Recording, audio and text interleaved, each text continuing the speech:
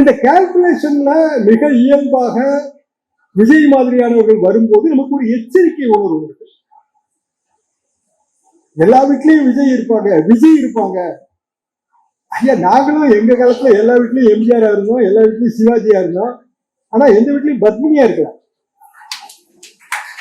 எல்லா வீட்லயும் எம்ஜிஆரா இருந்தாங்க, சிவாஜியா இருந்தோம், எஸ்எஸ்ஆரா இருந்தோம். கூட சொன்னார்ல எம்ஜிஆர் மன்றத்துல இருந்து வந்தவர்கள்னு. அது உண்மைதான்.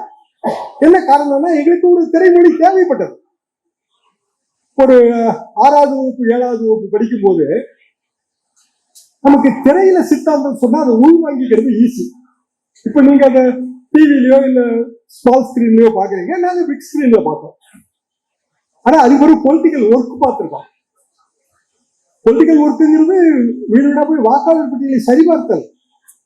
வாக்காளர் பட்டியலை சரிபார்த்து அதுல பிழை திருத்தம் பண்ணி கைட்டு எழுதுறோம், பூத் ஸ்லிப். அப்படியெல்லாம் எழுதித்தான் இயக்கம் வளர்ந்தது. ஆனா விஜய் என்ன சொல்றாரு, என்னை முதல்வராக்கி விடுங்கள், நான் கிராமம் கிராமமாக வருகிறேன். கிராமம் கிராமமா போனா தான் முதலமைச்சராக முடியும். எங்க ஊருக்கு நாவலர் அண்ணா வரும்போது ஒரு வகையில ஈஸி. அதனால அங்க கைத்து கட்டு தான் போட்டு வச்சிருக்கோம். திருத்துறைப்பூண்டி பக்கம் சின்ன கிராமம். கைத்து கட்டுல அண்ணா படுத்துருவாரு. ஒரு உயரம் கொஞ்சம் குறைவு. நாவலருக்கு படுக்கவே முடியாது, கால் நீட்டிக்கிட்டே இருக்கும்.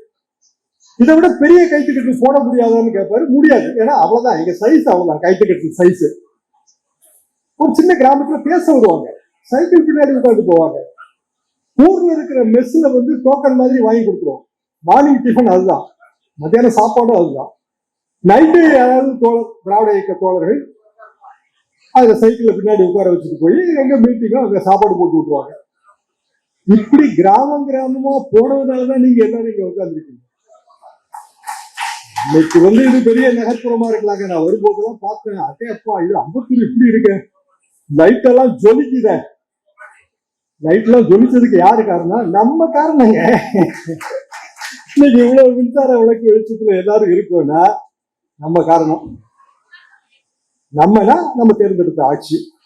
தேர்ந்தெடுத்த ஆட்சினா இன்றைய முதல்வர் திரு மு.க. ஸ்டாலின். அப்போ மு.க. ஸ்டாலின் அவர்களுக்கு பிறந்த நாள் நான் 5 வருஷமா வந்துட்டு இருக்கேன். இது எனக்கு 5 வருடம். நம்ம அமைச்சர் சேகர் பாபு அவர்கள் 5 வருடமா அவங்கள நிறைய பேர் நான் பார்த்திருக்கிறேன். இன்னும் பல வருடங்கள் வருவேன் தொடர்ந்து, எனக்கு அதுல சந்தேகமே கிடையாது.